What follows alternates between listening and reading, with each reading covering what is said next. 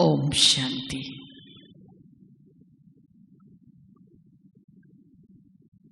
संगम युग का हम ब्राह्मणों का ये जीवन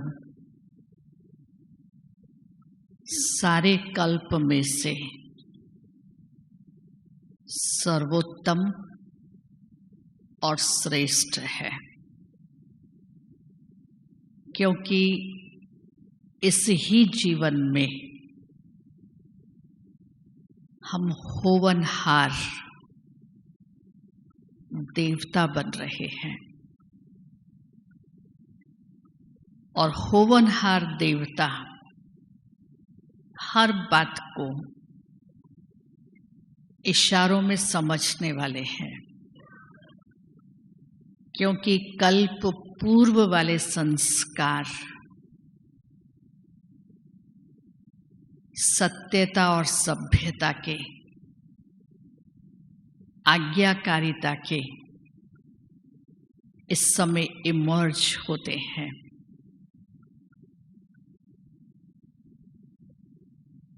जो चाहे तो नई दुनिया कहे और चाहे तो सारा कल्प कहे, उसकी नियम और मर्यादाएं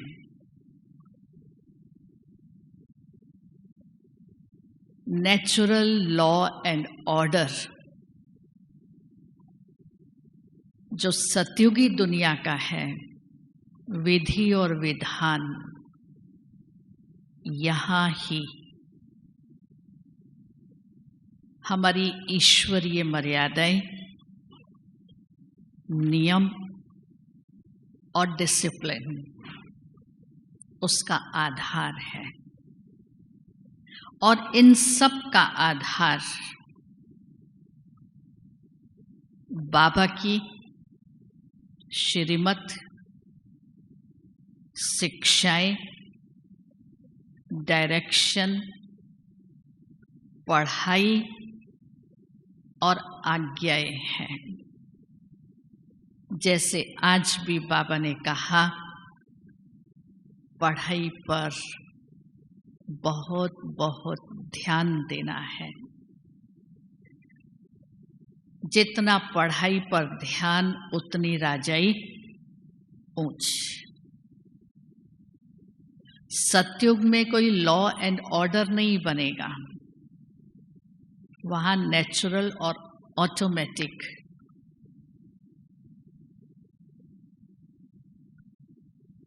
प्रकृति भी लॉ एंड ऑर्डर अनुसार चलेगी। वो संस्कार हमें यहाँ भरने हैं। दादी जी सदा कहती थी, कायदे में फायदा है,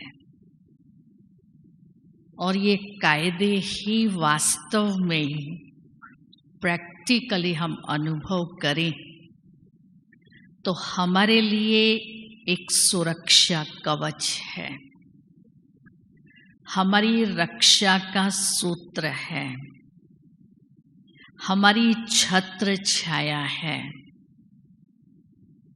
और हमें अनेक बातों से, विघ्नों से, समस्याओं से बचाकर रखता है।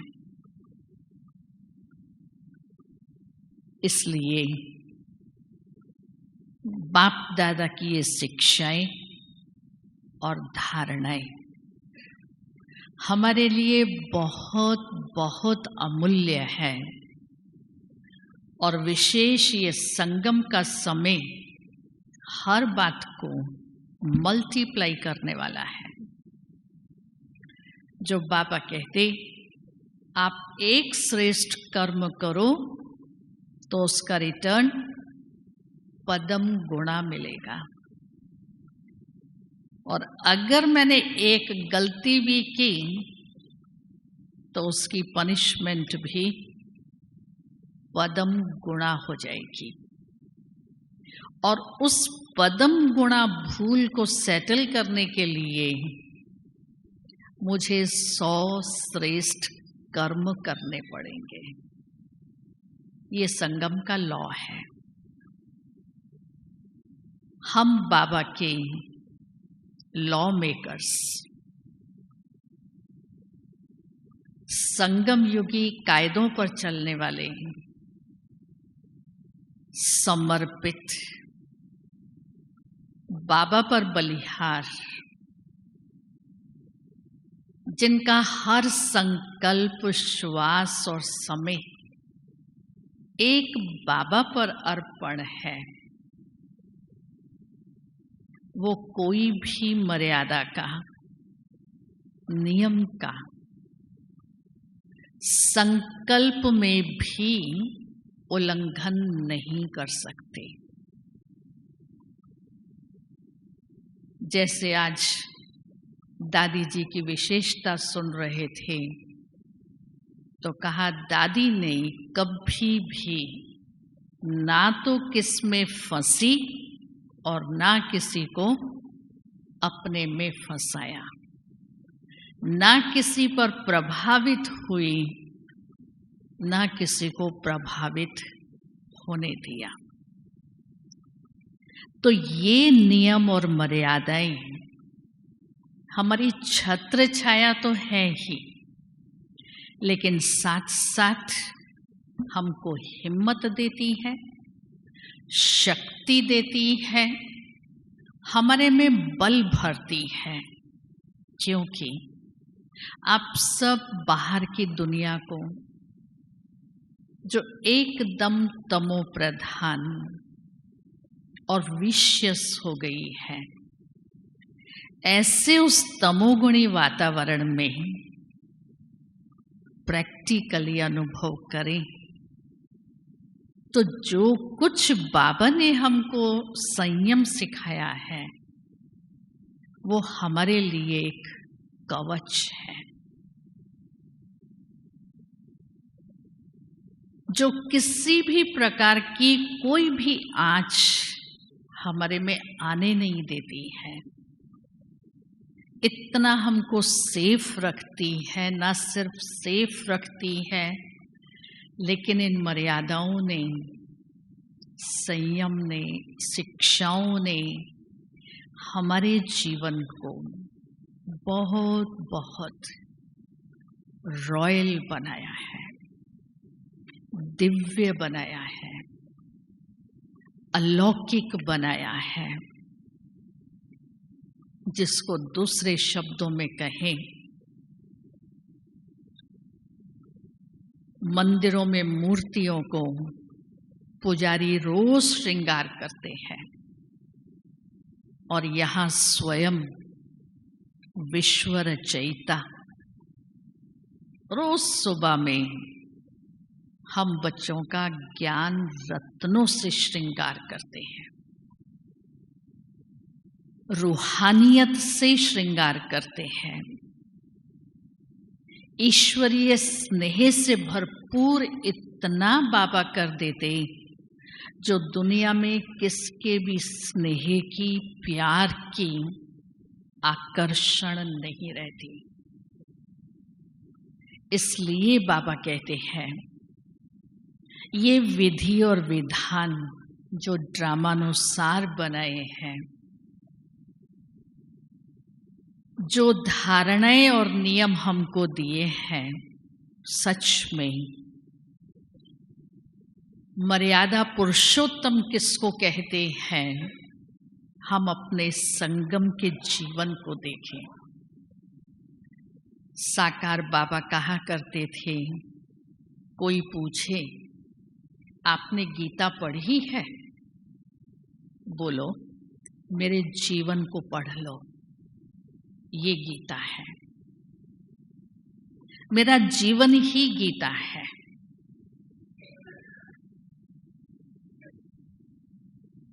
ऐसा हम औरों को चैलेंज कर सकते हैं और यही मर्यादाएं हमारे जीवन को मर्यादा पुरुषोत्तम बना देती है। तो शब्द को मैं ब्रेक कर रही थी, मर याद, मर करके याद करो तो पुरुष अर्थात आत्मा उत्तम अर्थात श्रेष्ठ बनेगी। जितना जीते जी मर करके एक बाबा दूसरा ना कोई, ये स्मृति और स्थिति है,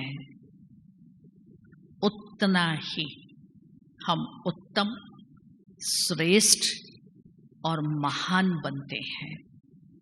और इस सारी महानता का आधार हमारे ये ईश्वरीय कायदे हैं, मर्यादाएं हैं। इसमें मुझे किसी को भी देखना नहीं है। कई बार ये संकल्प आ जाता है, क्या सारे नियम, सारी मर्यादाएं, सारा डिसिप्लिन मेरे लिए ही है? ये कुछ भी करें तो चलेगा, इसको तो कोई कुछ नहीं कहता है, सब मेरे को ही कहते हैं आपने ऐसा क्यों किया, ऐसा क्यों किया, ऐसा क्यों किया, ऐसा क्यों बोला, यहाँ क्यों बैठे, ये क्यों किया। एक सन्यासी की बात याद आई। एक सन्यासी चलते चलते कहीं जा रहा था और थक गया, तो रास्ते में एक पत्थर को तकिया बनाकर उस पर लेट गया। 3-4 महिलाएं पानी भरने के लिए वहां से पास हो रही थी। एक महिला ने उस पर कटाक्ष किया, तूने सारी दुनिया का तो सन्यास किया, लेकिन ये तकिए का मोह नहीं गया। उसके अहम को ठेस लगी, जोश आया, क्रोध आया, कुछ बोला नहीं, फट से तक पत्थर को फेंक दिया। दूसरी महिला आई, उसने कहा सन्यास, इतना क्रोध और आवेश, इतना अहम। हम तो स्त्रियां आएंगी और जाएंगी, एक कुछ बोलेगी, दूसरी कुछ बोलेगी, तीसरी कुछ बोलेगी, तुम किस किस का सुनेगा। तुम्हारा जो धर्म है, अपने धर्म पर अटल रहो, किसकी भी सुनो नहीं।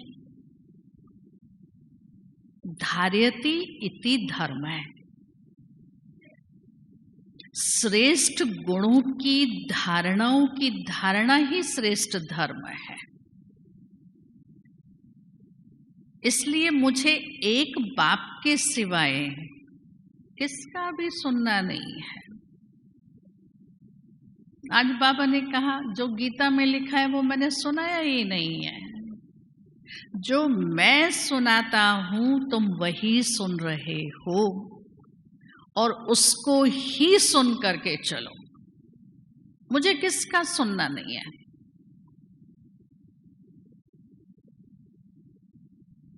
दूसरों की बातों को सुनते हैं तो हम हलचल में आ जाते हैं,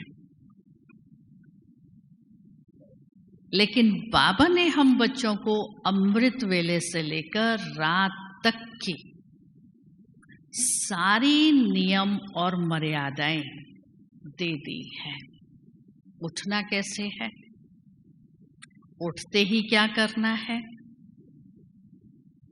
कैसे गॉडली स्टूडेंट बन करके परम शिक्षक की पढ़ाई कैसे पढ़नी है, उस पढ़ाई से होमवर्क कैसे करना है, कर्म और योग का बैलेंस रख करके, संयमित होकर के, कैसे खाना है, कैसे पहनना है, कैसे बोलना है, कैसे चलना है, कैसे संबंध में आना है, कैसे संपर्क में आना है, व्यवहार कैसे करना है, सब बाबा ने हम बच्चों को सिखाया। नुमा श्याम को कैसे अंतवाहक शरीर से मंदिरों में पहुंच जाओ, भक्तों के पास पहुंच जाओ,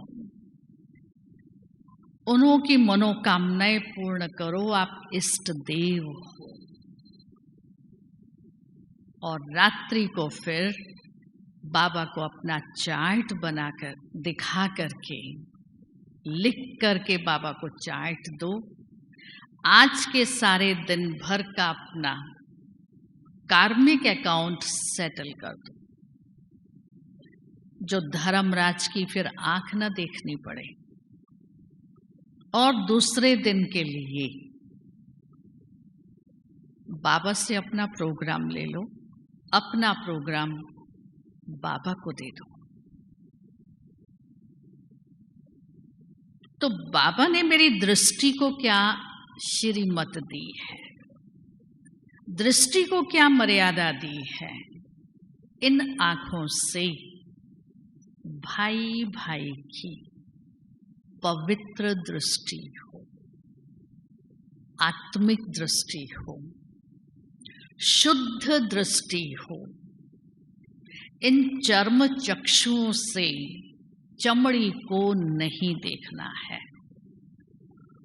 चमड़ी को देखा, देह को देखा तो सांप को देखा और वो डस लेगा।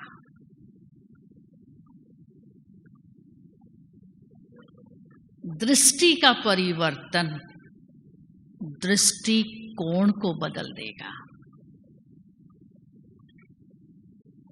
तो जो बाबा ने मुझे ये ईश्वरीय मर्यादा दी, मेरी दृष्टि कितनी आत्मिक और भाई भाई की हुई है, मैं अपने आप को महसूस कराऊं। ये दृष्टि पवित्र बनी है, शुद्ध बनी है, रूहानियत से भरपूर बनी है, आत्मिक दृष्टि बनी है। तो वृत्ति क्या हो? बाबा कहते वृत्ति सदा उपराम हो और अनासक्त हो। किसी में कोई भी प्रकार की आसक्ति नहीं। इस देह की दुनिया जो विनाशी है और खत्म हो जाने वाली है, कब्रिस्तान हो जाने वाली है, उससे लगाव किसका, आकर्षण किस बात का, मोह किस बात का? तो अनासक्त वृत्ति हो। ना स्वयं की देह में ही वृत्ति नहीं जानी चाहिए, तो दूसरे तो किस में वृत्ति जाएगी? खुद की कर्म इंद्रियां ही आकर्षित ना करें, दूसरा कौन मुझे आकर्षित करेगा? जो भी गुण है, जो भी विशेषताएं हैं, वो प्रभु प्रसाद है, ईश्वरीय देन है, मेरी नहीं है,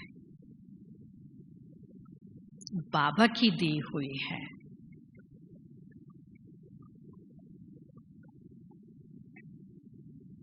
तो दुनिया वाला वो गीत याद आता है, तुझे देखकर जग वाले पर यकीन नहीं क्यों कर होगा, जिसकी रचना इतनी सुंदर वो कितना सुंदर होगा।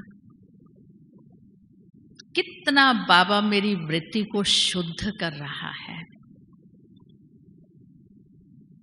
क्योंकि वो स्वयं सत्य है, स्वयं शिव है, स्वयं सुंदर है। तो हम आत्मा की वृत्ति को भी इतना सुंदर बनाता है, और वो सुंदर अनासक्त उपराम वृत्ति रूहानियत की सुंदरता, दिव्यता की सुंदरता, अलौकिकता की सुंदरता, वो ईश्वरीय सुंदरता से भरपूर कर देती है। इसलिए ना खाने में, ना पीने में, ना घूमने में, किसमें भी आसक्ति नहीं। जो बाबा ने कहा भले मालपुआ खाओ या रोटी खाओ, घूमो फिरो, कहीं भी जाओ, लेकिन बाबा की याद रहे, वो भूलनी नहीं चाहिए। एक बार बाबा पांडव भवन में बाबा का जो कमरा है ना, उसमें बाबा गद्दी पर आया था और एक 15-20 कुमारियों की ट्रेनिंग हुई थी और वो सब कुमारियां बाबा के चारों तरफ बैठी थी। बाबा उनसे रूहान कर रहे थे। तो बाबा उनसे पूछते हैं, समर्पण होना मुश्किल लगता है? कहती है हाँ। बाबा ने कहा क्यों? बाबा अमृत वेले 3:30 बजे उठना पड़ेगा, नींद आती है बहुत। बाबा ने कहा अच्छा ठीक है, 3:30 नहीं उठना, 4 बजे उठ जाना। बाबा तो भी नींद आती है। अच्छा 5 बजे उठ जाना। फिर बाबा ने कहा और क्या होता है? बाबा सिनेमा याद आता है। बाबा ने कहा बाबा छुट्टी देता है, भले सिनेमा देखना पर बाबा की याद में देखना। तो कहा बाबा सिनेमा देखेंगे तो बाबा कैसे याद आएगा? बाबा ने कहा बाबा छुट्टी देता है पर बाबा की याद चाहिए। कहने का भाव, हर कर्म याद में हो तो वो यादगार बन जाएगा। इतनी दुनिया में यादगारें हैं, उस सारे का आधार क्या है? बाबा के यज्ञ में भी जो सेवाओं में आते हैं, कोई कोई सेवाधारी ऐसी यादगार अपनी छोड़ के जाते हैं, ऐसे आज्ञाकारिता वफादारी से सेवा करते हैं जो बार बार उनको बुलाते हैं। तो ऐसी हमारी वृत्ति निस्वार्थ हो। मैंने नहीं किया, कराने वाले ने कराया। हर बात बाप को समर्पित। करावन हार करा रहा है, उसको जो कराना है, जब कराना है, जैसे कराना है वो कराएगा। हम तो निमित्त मात्र हैं। तो कर्तापन के भान से परे रहे तो अनुभव करेंगे हर कर्म में सफलता है। जब एक बाबा बुद्धि में है तो बाबा की जो टचिंग्स है, इतनी क्लियर टचिंग्स होंगी जैसे बाबा सन्मुख आकर के कह रहे हैं। कान में बाबा बोल के गए।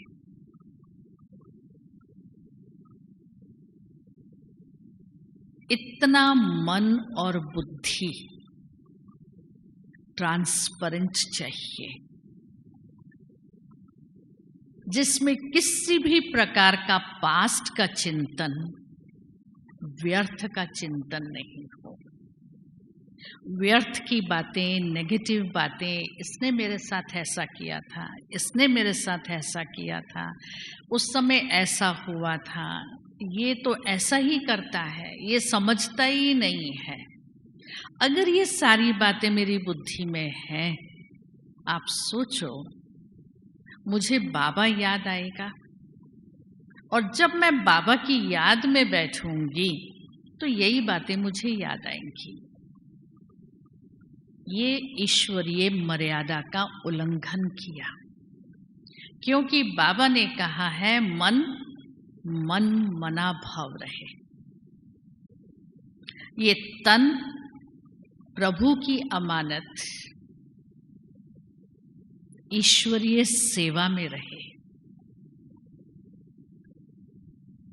धन है तो वो प्रभु के कार्य में यूज होता रहे। इतना कर्तापन के भान से परे रहूं। ऐसी ईश्वरीय सेवा, ऐसा ये ईश्वरीय जीवन सारे कल्प में मुझे नहीं मिलेगा। फिर है बोल, वाणी।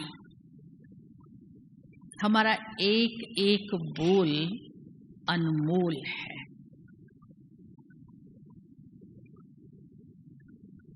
वैल्यूएबल है। और इसी वाणी ने, इसी बोल ने यादगार में महाभारत किया। महाभारत का और कोई कारण नहीं था, एक ही कटु बोल था, अंधे की औलाद अंधे। इसलिए कहावत भी है, पहले तोलो पीछे बोलो। तो बाबा ने तभी हमको स्लोगन दिया, कम बोलो, धीरे बोलो, मीठा बोलो, सोच के बोलो। इस वाणी में, एक एक शब्द में बहुत ताकत है। किसी का जीवन बना भी सकती है और किसी का जीवन बिगाड़ भी सकती है। फांसी के तख्ते पर भी चढ़ा सकती है और फांसी के तख्ते से उतार भी सकती है। हम ईश्वर के बच्चे, ईश्वर के बच्चों की बोल कैसे होने चाहिए? वरदानी बोल होने चाहिए, जो एक एक बोल के लिए लोग कहें, इसने लाख रुपए की बात कही। बोला तो एक ही शब्द, वैल्यू क्या की? लाख रुपए की।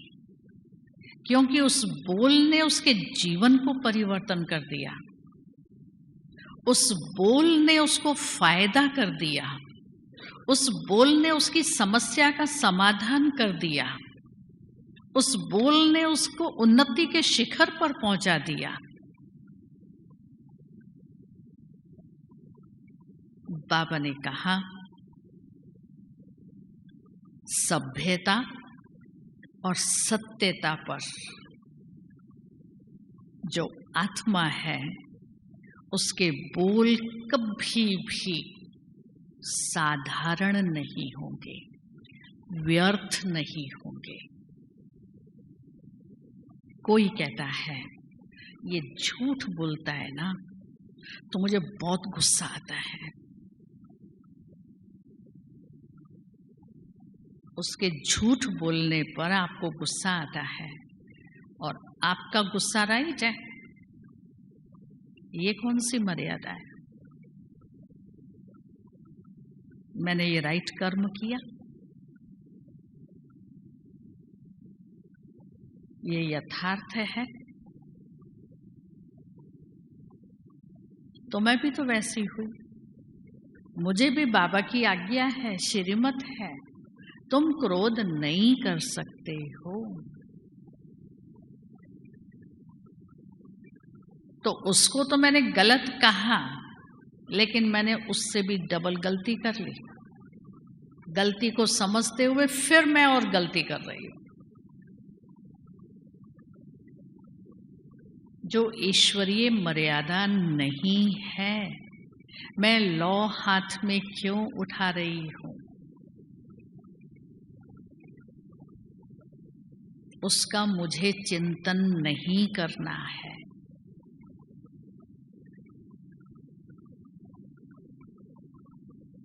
मेरी कर्म इंद्रियां क्यों मेरे कंट्रोल में नहीं रही? यहाँ ही सिद्ध करता है देह अभिमान है, देह अहंकार है। मैं आत्म अभिमानी नहीं हूँ। मर्यादाओं पर चलने वाले की सर्व कर्म इंद्रियां शांत और शीतल है, ऑर्डर में है।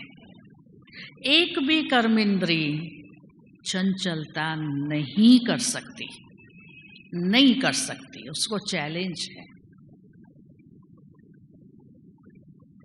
जो श्रीमत अनुसार, ईश्वरीय शिक्षाओं अनुसार इस पवित्र ब्राह्मण जीवन में है, कोई इंद्रिय चंचल नहीं हो सकती। ब्राह्मण माना स्थूल ब्रह्मचर्य की बात नहीं, लेकिन सूक्ष्म प्योरिटी की बात है।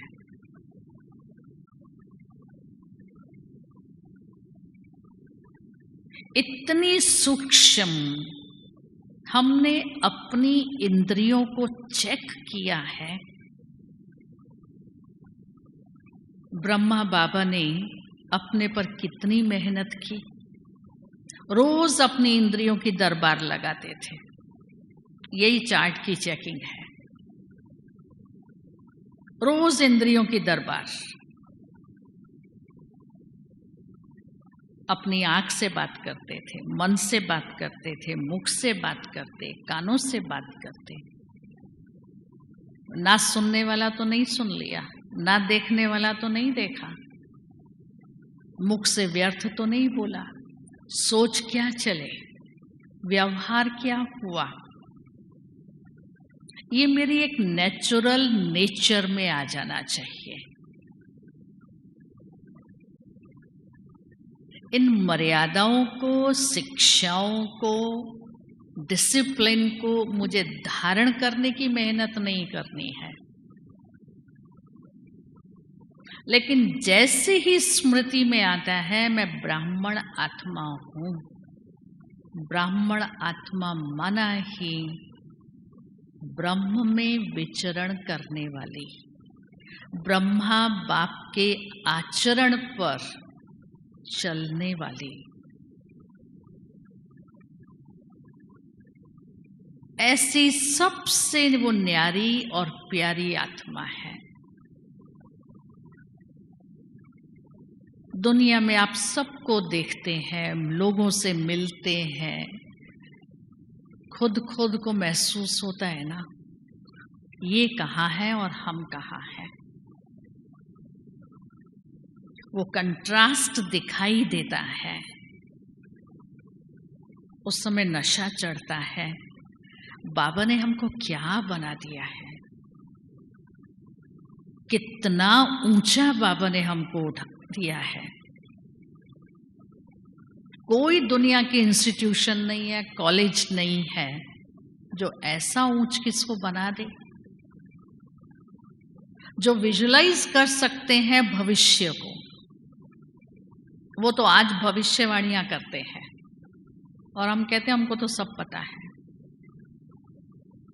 कितना साधारण बोल में हम ये बात कह देते हैं, लेकिन उसकी वेटेज कितनी है।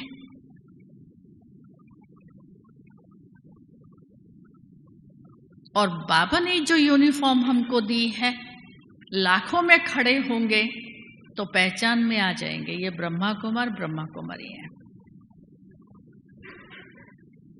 सफेद कपड़े तो बहुत लोग पहनते हैं, लेकिन उस श्वेत वस्त्रों में भी जिस आत्मा के शरीर ने उसको धारण किया है, उसके जो चेहरे की चमक है, उसकी जो दृष्टि है, वो दुनिया वालों से न्यारी है। ये कमाल किसकी है? हमारी ईश्वरीय मर्यादाओं की, जिन्होंने जीवन को एक आदर्शमय जीवन क्या होता है, एक जीवन की सादगी क्या होती है, एक रॉयल्टी और दिव्यता जीवन की क्या होती है, बाबा ने हमको सिखाई है। दुनिया वालों के पास में 50 ड्रेस होंगी तो भी कहेंगे बस 50 ही ड्रेस है तुम्हारे पास, हमारे पास 2 ही होंगी। किसको पता नहीं है मेरे पास 2 हैं कि 100 हैं, क्योंकि वो रोज वाइट ही पहनना है। नो चॉइस, किसमें बुद्धि ही नहीं है, कौन सा पसंद करूं, ये कलर लूं, ये प्रिंट लूं, ये डिजाइन लूं, क्या करूं। कितना बाबा ने मेरी बुद्धि को फ्री कर दिया है, कितने निश्चिंत है। कुछ भी होता है बाबा बैठा है। ये पढ़ाई है, ये बाबा की दिनचर्या की पढ़ाई है। कितना हल्का रखा है। पढ़ाई पर ध्यान दें। जो पढ़ा उसका चिंतन करें, स्वतः धारणों में आ जाएगा, स्वतः जीवन संयमित हो जाएगा, करना नहीं पड़ेगा। मेहनत की तो बात ही नहीं है। मेहनत किसको कहते हैं हमने अनुभव ही नहीं किया है। इतनी सहज जीवन चल रही है। एक दो को देखते हैं तो मेहनत लगती है। ये इतने वर्षों से है तो भी ऐसा करता है। हम तो अभी अभी आए हैं। मेरे को कहाँ बाबा ने ये आज्ञा दी है, श्रीमत दी है। तुम ये देखो, खान पान कितना शुद्ध और सात्विक।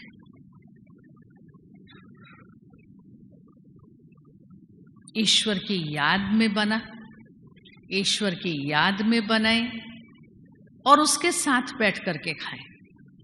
है किसी को ये भाग्य मिला हुआ? जिसके लिए देवता तरसते हैं, जो हम बनने जा रहे हैं वो तरस रहे हैं, और हम रोज ब्रह्मा भोजन स्वीकार कर रहे हैं। वहां रे मेरा भाग्य। और बाबा की याद बिगर अगर मैंने खाया तो क्या होगा? उसमें आसक्ति आ जाएगी, या आज तो अच्छा नहीं बना है ये बुद्धि में आ जाएगा। आज तो खाने में टेस्टी नहीं है ये बुद्धि में आ जाएगा। बाबा ने कहा मेरी याद में खाओ, आपको बहुत टेस्टी लगेगा। गुरुवार का अनुभव सुनाती हूँ। सेंटर्स के ऊपर कभी काबुली चना बनता है भोग में, कभी काला देसी चना बनता है, इस तरह की कोई चीज़ बनती है और भोग में देते हैं।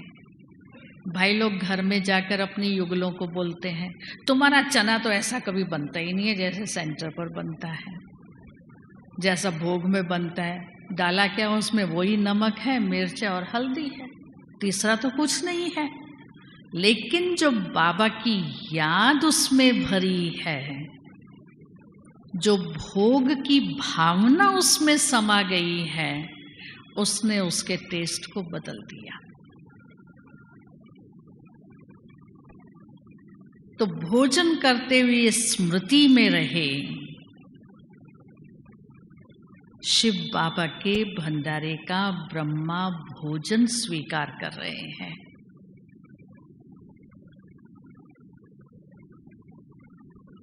दादी कहती थी, पानी पियो, ग्लास हाथ में पकड़ो, 1 सेकंड दृष्टि दो, एक एक घूंट करके पियो बाबा की याद में। गट गट गट गट करके नहीं पी जाओ।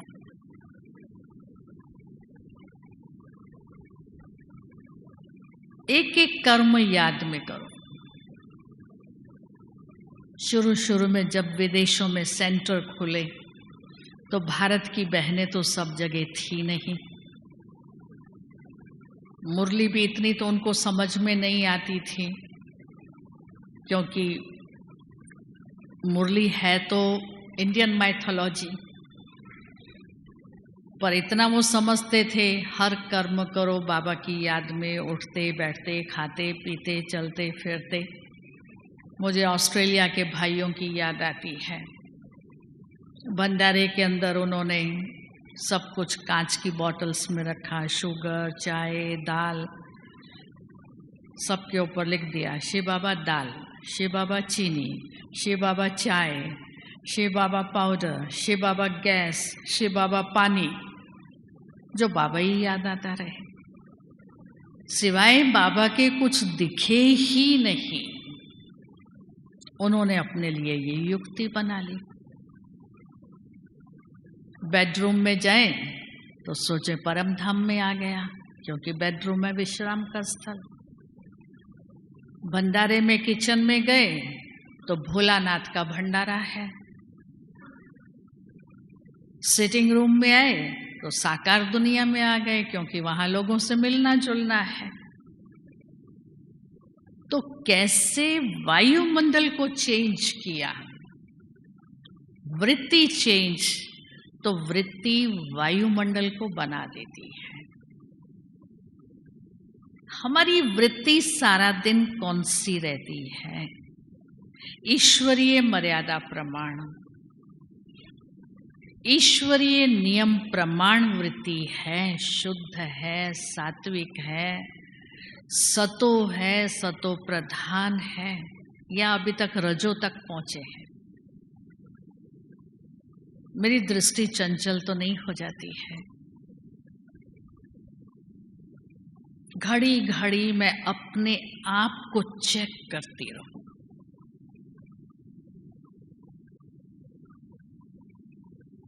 और रोज रात को बहुत सच्चाई से, सच्चे दिल से, साफ दिल से बाबा को अपना सारा समाचार दूं, इतना भी हाइड नहीं करूं।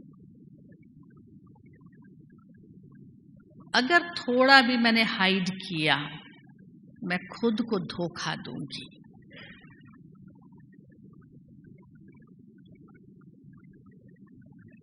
जैसे बाबा रोज बार बार, कितनी बार हमको मुरली में कहते, बच्चे अपने को आत्मा समझो।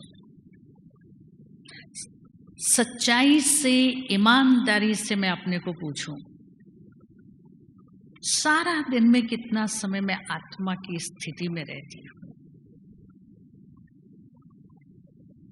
चेक कर सकते,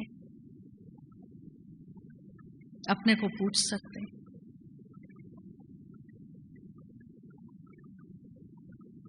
इसलिए कुछ बातों पर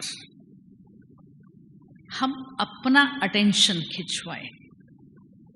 अलर्टनेस चाहिए मुझे ईश्वरीय नियम मर्यादाओं को फॉलो करने में,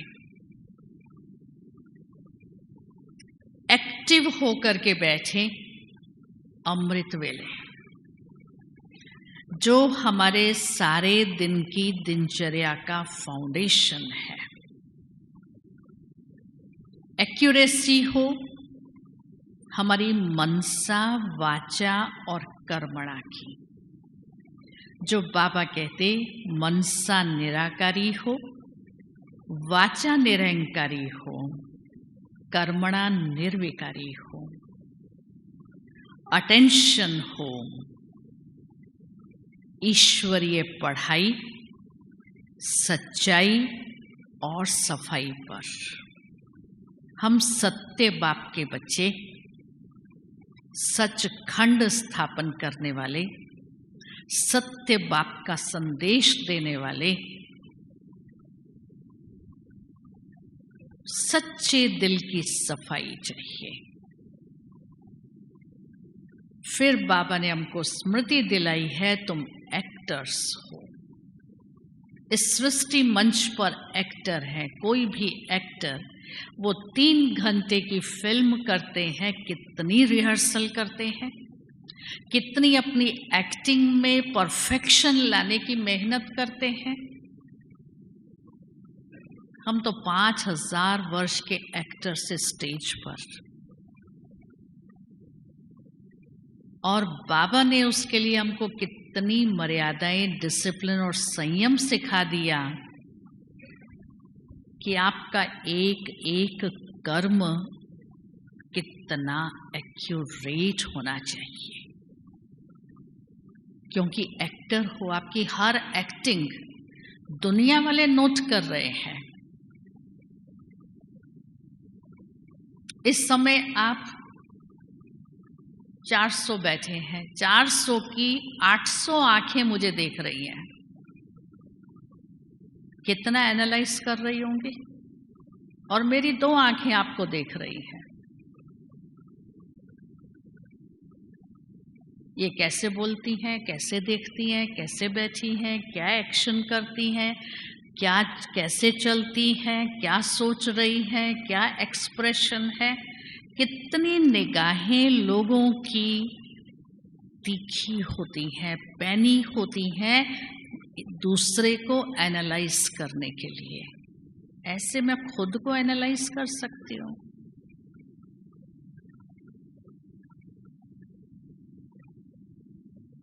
बात एक हंसी की सुनाती हूँ।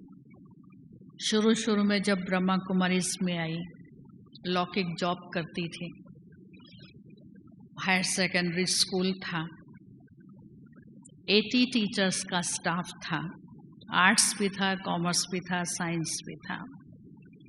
1 अप्रैल था, सोचा सबको अप्रैल फुल बनाएंगे। स्कूल में यही ड्रेस पहन के जाती थी, पानी भी स्कूल का नहीं पीती थी, अपनी बोतल साथ लेके जाती थी। तो सब लोग बहुत मजाक और हंसी करते थे, लेकिन सोचा अप्रैल फुल बनाएंगे। अभी अप्रैल फुल बनाएंगे तो झूठ बोलना पड़ेगा ना, उसके बगैर तो नहीं बना सकती। 80 के 80 स्टाफ को अप्रैल फुल बनाया। तो जब इंटरवल था, सभी स्टाफ रूम में बैठे थे, मेरा केमिस्ट्री का प्रोफेसर था। उसने कहा, शारदा जी, कहा जी आप ब्रह्मा कुमारी है ना? मैंने कहा हाँ, आपको कोई डाउट है क्या?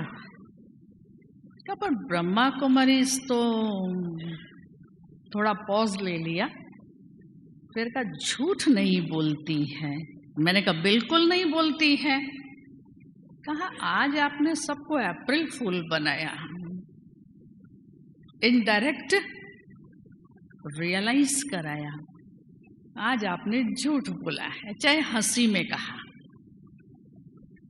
लेकिन लोगों की निगाहें हमारे एक एक एक्शन को चेक करती हैं। बाबा कहते आपकी एक्टिंग बहुत परफेक्ट चाहिए,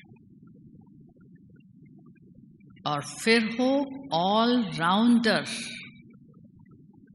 पार्टधारी, सतयुग से लेकर कलयुग अंत तक पार्ट बजा रहे हो। तो ऐसा जो बेहद का पार्ट हमको मिला है, तो हमारे इस ऑलराउंडर पार्ट की विशेषता क्या है, जो हम हर एक के लिए प्रेरणा की मूर्ति बने, उदाहरण मूर्त बने, कि सब कुछ करते हुए भी हम उन ईश्वरीय मर्यादाओं में, उन ईश्वरीय धारणाओं में और संयम में कैसे चलते हैं। जो सब कुछ करते भी न्यारे प्यारे और उपराम है। बाबा ने हमको किसी भी चीज के लिए मना नहीं की है, सब कुछ करो, लेकिन मर्यादा के साथ। हंसो भी, बहलो भी, खेलो भी, मनोरंजन भी करो, लेकिन मर्यादा में, अनुशासन में रहकर। ऐसा दिव्य जीवन ईश्वरीय मर्यादाओं के साथ हम अपना बनाए, जो हमें देख करके अनेकों को प्रेरणा मिले कि क्या छोड़ा है, कुछ नहीं छोड़ा है। आपसे श्रेष्ठ संसार में हम रह रहे हैं, आप में सारा संसार बसा हुआ है, और हम संसार में रहते हैं उससे न्यारे और प्यारे हैं। उनसे ज्यादा एक्टिविटी हम कर रहे हैं जो बाबा ने हमको सिखाई है, लेकिन सब कुछ मर्यादा के साथ। तो जितना ईश्वरीय नियम और मर्यादाएं जो बाबा हमको रोज सिखलाते हैं, और दादी जी ने तो 2005 में हमको ये मर्यादाएं नोट कराई थी। बहुत सारी मर्यादाएं हैं और मैं समझती हूँ पहले ये मर्यादाएं सभी को दी भी थी। हम बार बार इन मर्यादाओं को रिवाइज करें, जिससे हम सदा बाबा की इस सुरक्षा की छत्र छाया में रहें। तो घड़ी घड़ी हम अपने को चेक करते रहें, बाबा हमको कौन सी दुनिया में ले चल रहा है जहां धर्म भी है और राज भी है। मुझे धर्मराज के सामने नहीं आना है, पर धर्म राज स्थापन करना है। उसके लिए मेरी जो धारणाएं हैं वो श्रेष्ठ हो। दुनिया में यादगार है, सीता ने एक बार लक्ष्मण रेखा पार की, मर्यादा पार की। पहले तो राम को भेज दिया, हिरण लेके आओ, आकर्षण किया सोने का हिरण। फिर आवाज आई राम की, फिर भेजा लक्ष्मण को और उसने खींच दी लक्ष्मण रेखा, पार नहीं करना, और पार कर ली। अंत तक रोती रही और राम के वियोग में रही, एक लक्ष्मण रेखा पार करने से, एक मर्यादा का उल्लंघन करने से। हम अमृत वेले से रात तक कितनी मर्यादाओं का उल्लंघन कर लेते हैं, मन से, दृष्टि से, वाणी से, सुनने से, कर्म से, व्यवहार से, संपर्क से। घड़ी घड़ी मुझे रावण ले जाता है, घड़ी घड़ी दुखी हो जाते, अशांत हो जाते, डिस्टर्ब हो जाते, हलचल में आ जाते, स्थिति डामाडोल होती। कारण लक्ष्मण रेखा को अर्थात मर्यादा की रेखा को पार किया। और पार्वती का मिसाल बड़ा सुंदर है। अमरनाथ कथा सुना रहा है और पार्वती कबूतर गूं गूं कर रहा है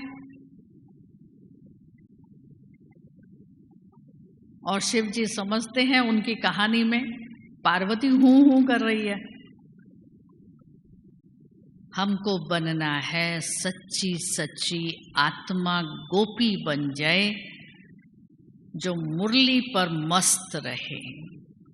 और मीरा कितनी भी परिस्थितियां आ जाएं, कितने पेपर आ जाएं, कितने विघ्न आ जाएं, कितनी हलचलें आ जाएं, लेकिन एक बाबा दूसरा ना कोई। ओम शांति।